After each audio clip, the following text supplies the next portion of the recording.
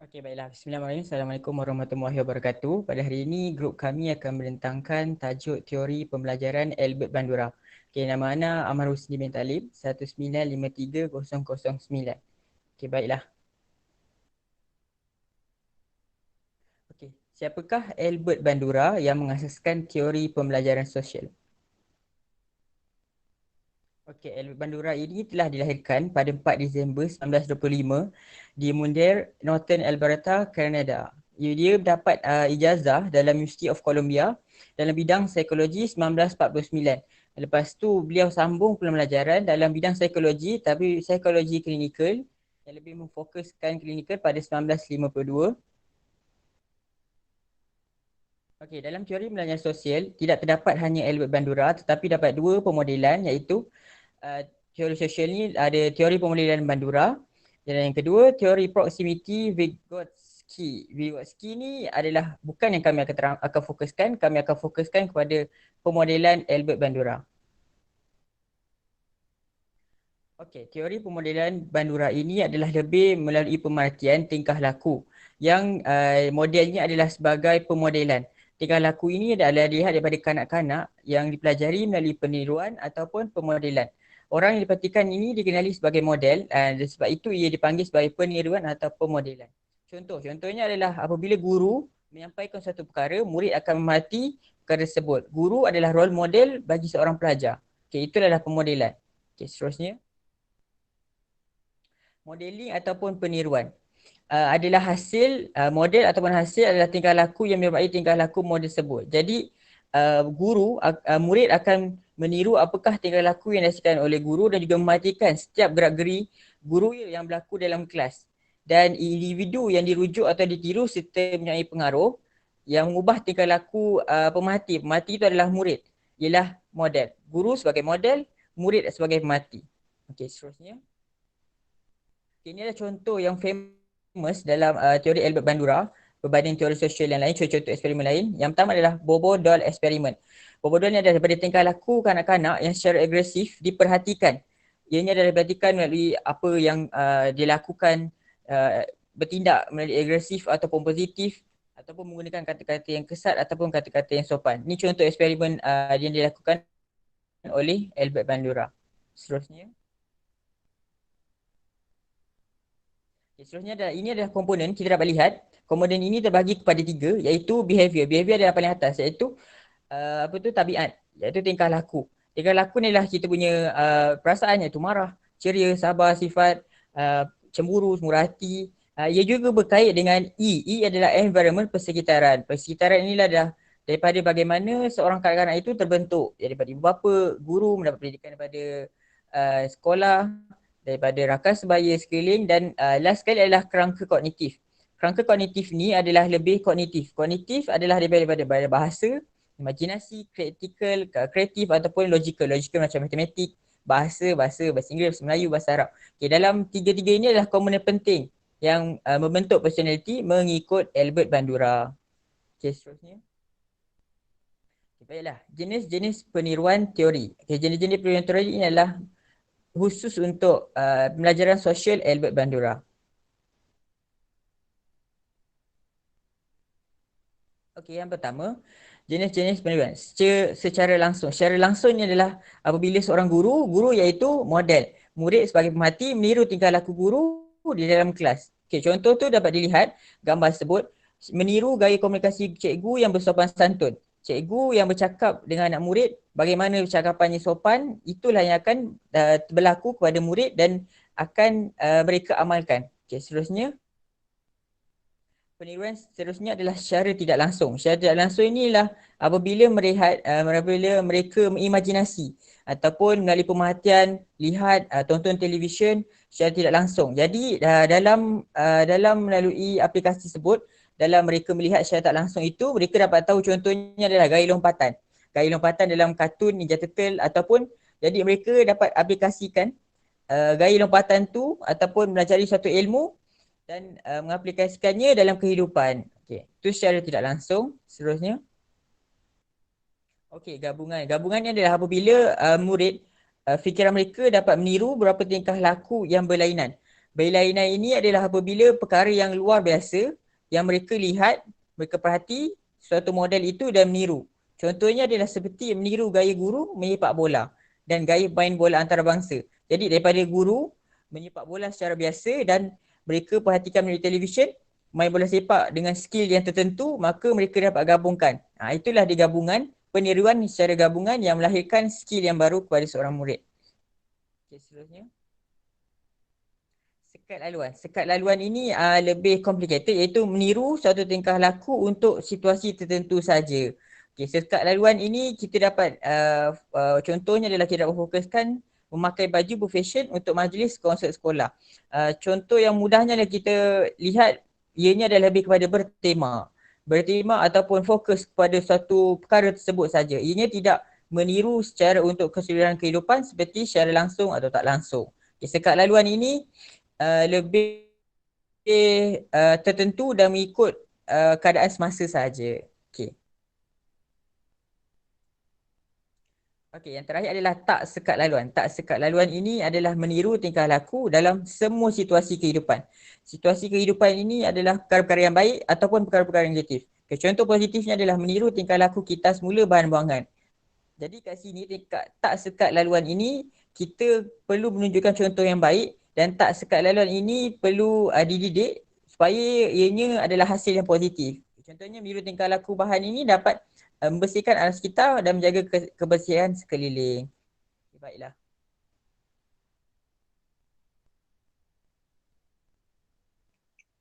Okey, okey, baik. Nama saya Ahmad Fakhrul Fahmi bin Ishaq.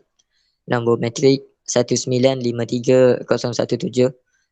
Seterusnya konsep ataupun proses teori pembelajaran sosial Albert Bandura.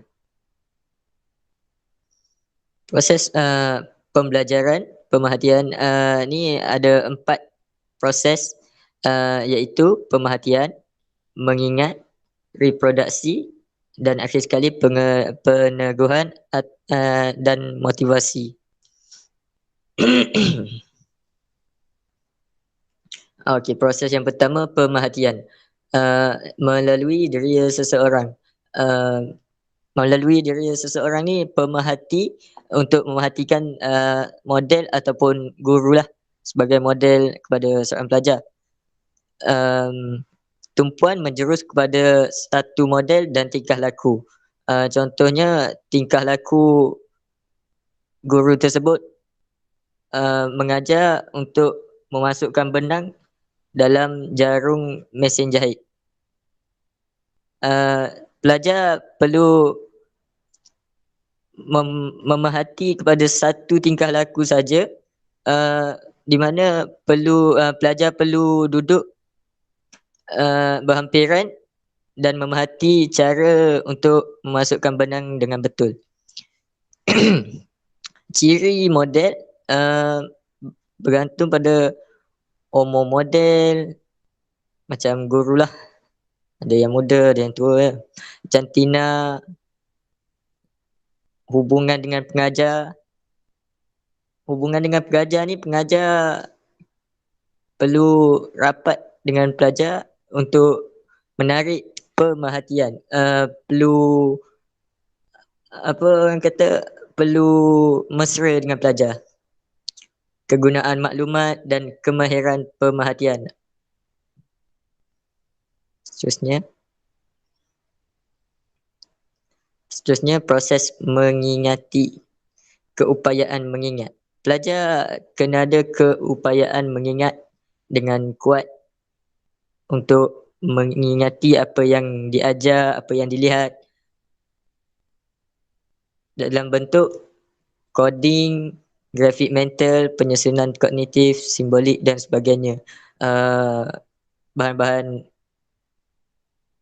belajar lah, bahan-bahan yang ditunjukkan oleh cikgu tersebut. Seterusnya proses reproduksi, menghasilkan imej dan maklumat yang diperhatikan. Okey, reproduksi ni pelajar boleh menghasilkan imej dan maklumat yang diperhatikannya.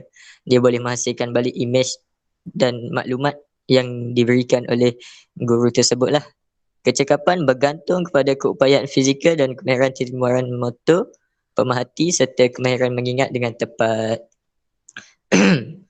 Kecekapan pelajar tersebut bergantung pada keupayaan fizikal dan kemahiran gaya peniruan motor serta kemahiran mengingat dengan tepat lah. Pemerhati harus berupaya melakukan semula tingkah laku yang ditirunya. Pelajar haruslah berupaya untuk melakukan semula apa yang dilihat, apa yang ditunjukkan oleh cikgu, oleh guru tersebut. Okey, seterusnya proses yang keempat adalah peneguhan dan motivasi. Peneguhan ni ada yang positif, ada yang negatif ya. Peneguhan ni ada 5.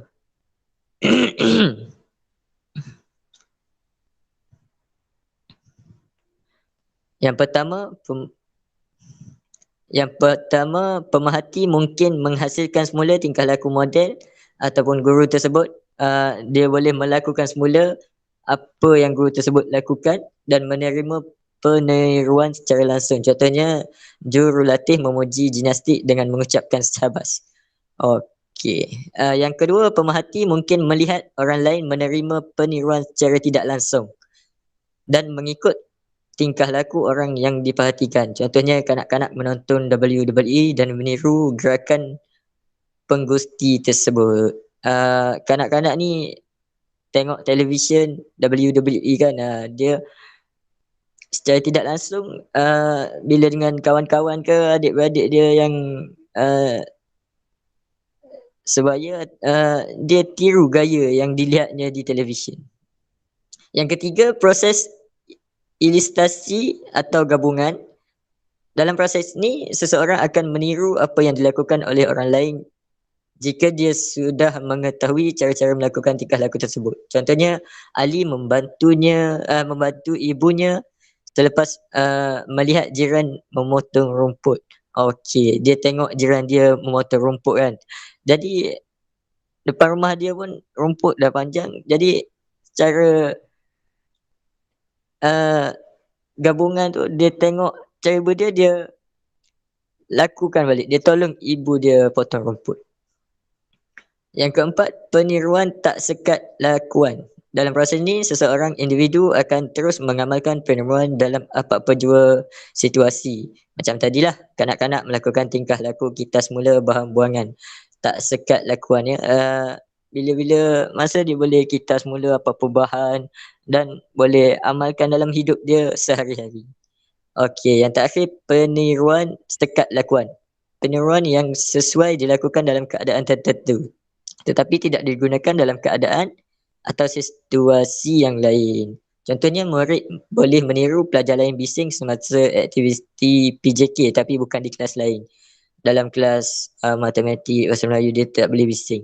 Dia tahu masa PJK ni dia main sukan apa kan, dia boleh bising. Dia boleh tiru gaya pelajar lain bising apa. Jadi itu peniruan sekat lakuan. Okey, baik, itu saja.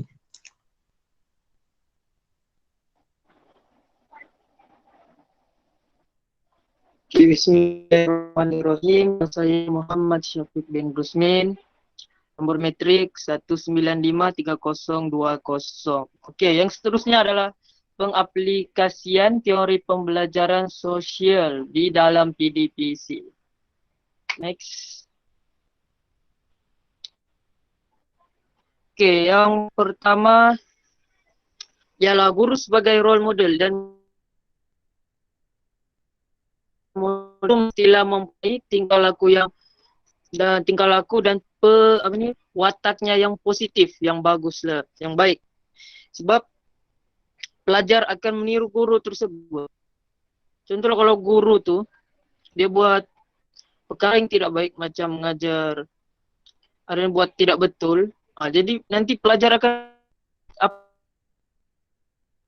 yang pentingnya guru ni membaiki perwatakannya dan bertingkah laku yang positif supaya dapat pelajar ikuti segala tingkah laku dan perwatakan guru itu. Okay, yang kedua adalah modifikasi tingkah laku. Okey, yang di sini guru boleh menunjukkan teladan yang baik seperti bersopan santun dan tidak meninggikan suara dalam bilik darjah. Okey, guru ni kalau masuk kelas kita mesti dalam keadaan yang baik lah. Kita tidak boleh kalau kita marah sebelum masuk kelas, kita marah dengan urusan, contohnya guru tu ada urusan sendiri, dia ada masalah, kita tidak boleh bawa ke dalam kelas sebab nanti emosi pelajar akan terganggu. Oleh itu kita mestilah dalam keadaan yang bersopan, tenang dan tidak meninggikan suara di dalam bilik darjah. Dan sekiranya guru ingin mengubah tingkah laku murid, kan setiap pelajar ni dia lain-lain. Ada yang prestasinya baik dan ada tabiatnya yang kurang baik, bukan buruk tapi kurang baik. Guru mestilah mengubah tingkah lakunya dengan cara apa? Guru mesti mengubah dirinya dulu. Jadi lebih positif supaya pelajar yang tabiatnya yang kurang baik tu, dia dapat contohi guru tu supaya dia ikut guru menjadi lebih baik. Seterusnya adalah peniruan tidak langsung. Oleh kerana pengaruh media massa dan internet begitu luas terhadap pelajar daripada model langsung, guru boleh menasihati mereka tentang jenis program yang harus dipilih dan yang harus ditolak. Okey, pada masa kini kan, sekarang ni semua pelajar-pelajar ni dia terdedah kepada internet. Ada YouTube, ada Google lah. Jadi dia boleh nampak semua di situ. Jadi guru ni dia boleh menggalakkan gurunya untuk melayari laman web yang bermanfaat untuk boleh digunakan untuk menambah ilmu mereka. Dan melarang mereka daripada melayari laman web yang tidak bagus. Guru boleh beritahu mereka laman web yang bagus untuk diri pelajar itu. Seterusnya adalah contoh dan hasil kerja yang baik. Guru perlu tunjukkan kepada pelajar dalam kalangan rakan-rakan mereka siapa yang menunjukkan contoh sebagai pelajar yang baik dari segi hasilan kerja mereka. Okey, macam gini kan, guru ni dia bagi satu tugas lah. Tugas kepada pelajar-pelajarnya untuk buat tugas tu. Jadi, bila sudah siap, guru mestilah memilih di antara semua kalangan pelajar tu, salah satu pelajar yang kerjanya yang baik, cemerlang. Dia pilih dan jadikan ia contoh kepada rakan-rakan yang lain, memuji pelajar itu, memberikan peneguhan yang positif supaya ya pelajar-pelajar yang lain tu dia akan berfikir, oh bagus pula begini kan, contoh begitu. Kita beri hadiah ke, jadi pelajar lain pun akan mau menjadi rakannya yang dipilih itu. Jadi pelajar yang lain tu pun terikut-ikut pun akan menjadi macam, weh aku pun mau jadi macam dia lah sebab dapat hadiah, dapat pujian begini. Jadi rekan-rekan yang lain tu dalam secara tidak langsung dia akan mau menjadi rakannya, terikut, akan mengubah kerja mereka dengan lebih baik. Seterusnya.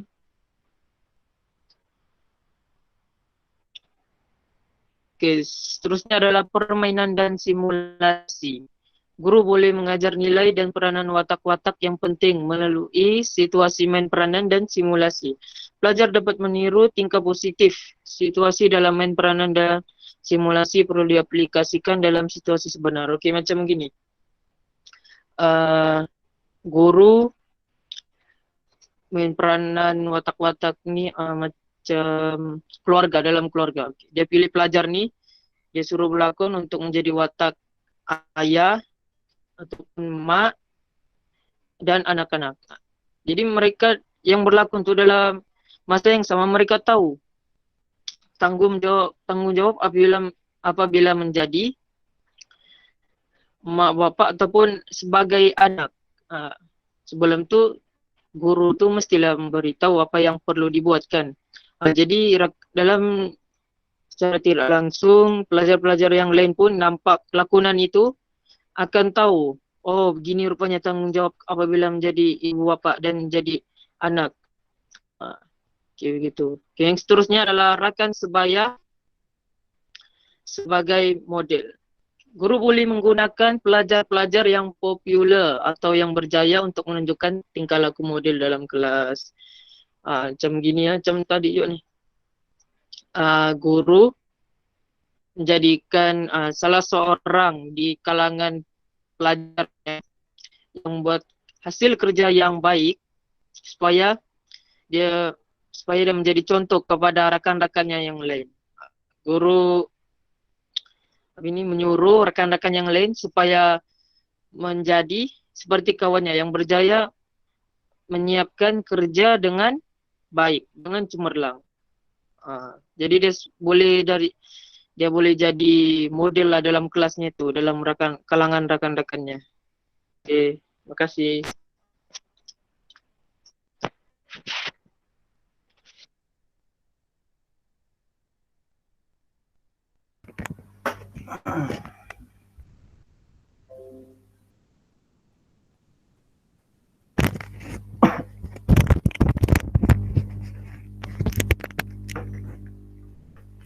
Bismillahirrahmanirrahim.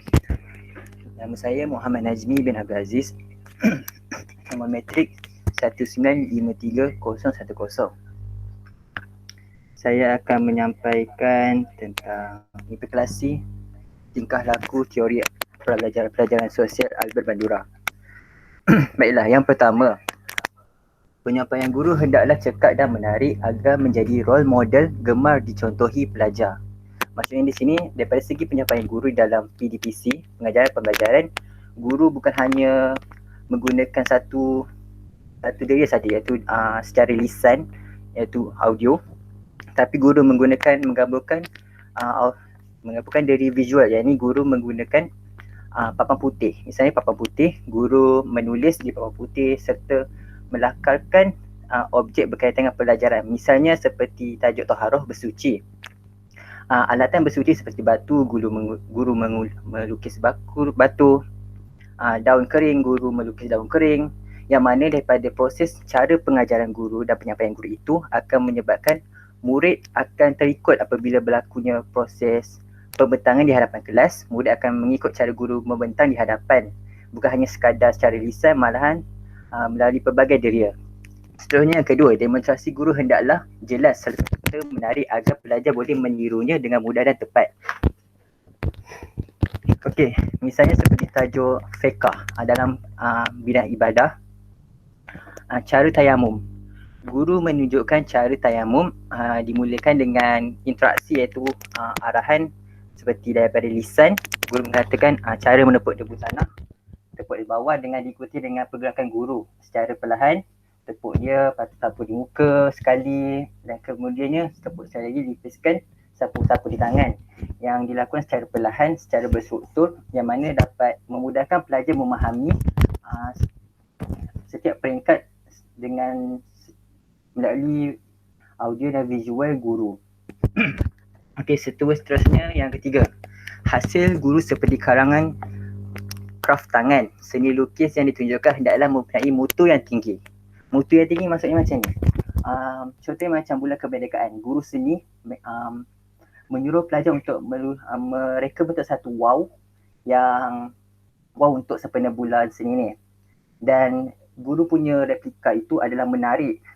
Wow-nya ada labuci, ada lampu LED, yang mana menjadi sebagai model kepada pelajar untuk meniru cara guru itu membuat reka bentuk wow tersebut, yang mana cara-cara langsung akan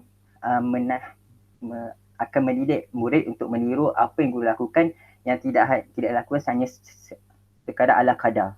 Okey, yang keempat, guru boleh menggunakan rakan sebaya yang cemerlang menjadi role model untuk membuat demonstrasi dalam luar atau bidang bilik darjah. Okey, maksudnya di sini guru macam kemahiran sesuatu bidang ni, guru tak ada kemahiran sangat, guru menyuruh seseorang yang mahir. Macam contoh ibadah haji. Untuk melakukan ibadah amali haji itu, guru meminta seseorang yang mahir berkaitan amali haji yang akan menjadi sebagai model kepada para pelajar untuk mengikuti gerak-geri orang tersebut. Contohnya macam cara untuk tawaf di Kaabah, cara melontar jamrah dan sebagainya. Yang mana daripada situ model tersebut akan diikuti oleh para pelajar dalam bidang amali haji. Okey, yang seterusnya yang kelima. Guru boleh mengajar nilai murni dan watak bersejarah dengan menggunakan teknik main peranan dan atau simulasi. Okey, maksudnya daripada nilai murni dan watak sejarah. Contohnya dalam bidang sejarah. Guru mengingatkan satu tokoh sejarah yang sangat terkenal iaitu Lieutenant Adnan. Yang mana beliau merupakan seorang anak jati diri tanah Melayu yang dalam dirinya sanggup memperjuangkan tanah ini daripada dijajah oleh tentera Jepun.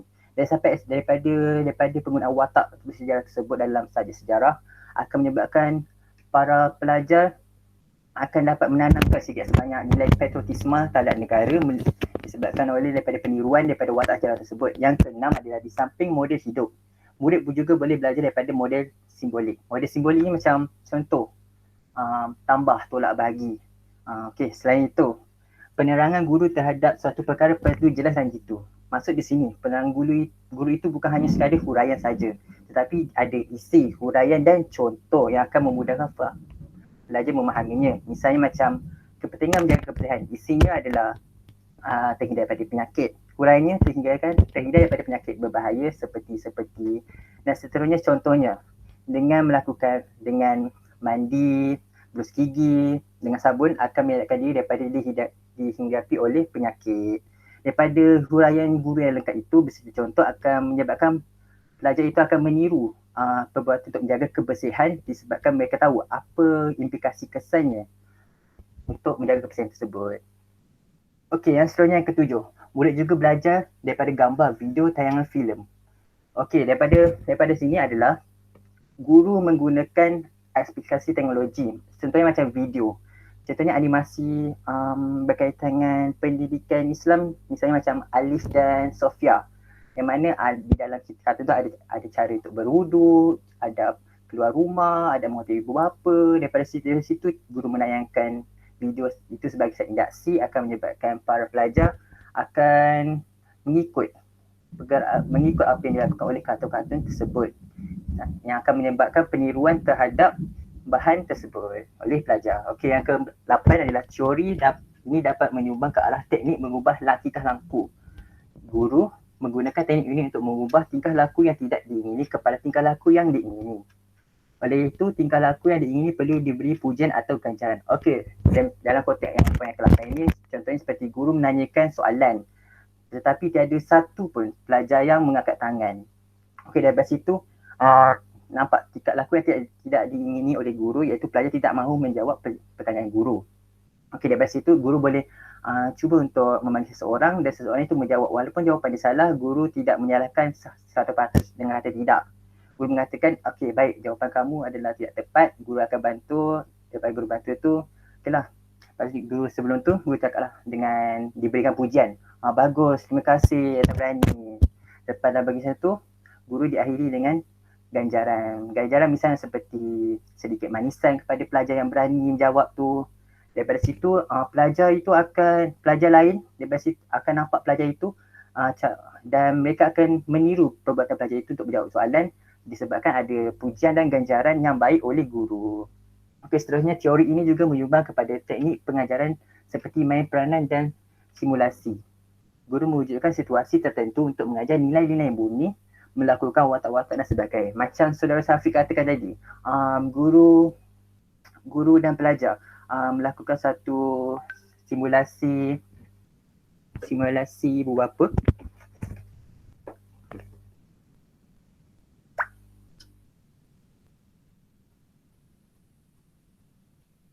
Lakukan simulasi. Okay. Macam yang saudara Syafiq kata tadi, guru melakukan simulasi lakonan keluarga, iaitu guru menjadi seorang anak dan dua orang pelajar menjadi ibu bapa.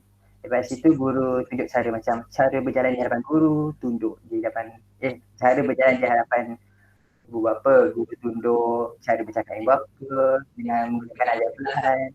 Daripada simulasi itu, pelajar akan dapat meniru perbuatan guru untuk keadaan memori tersebut.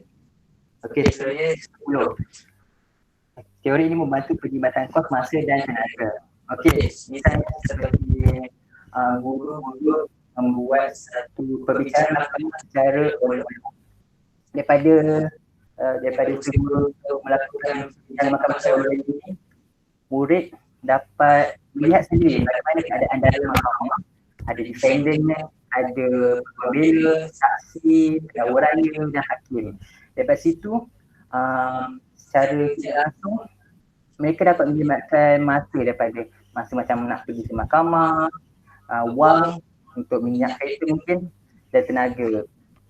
Dan mereka tidak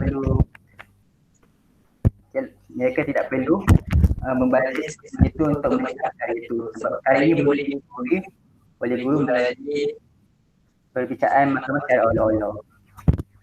Okey, terima kasih.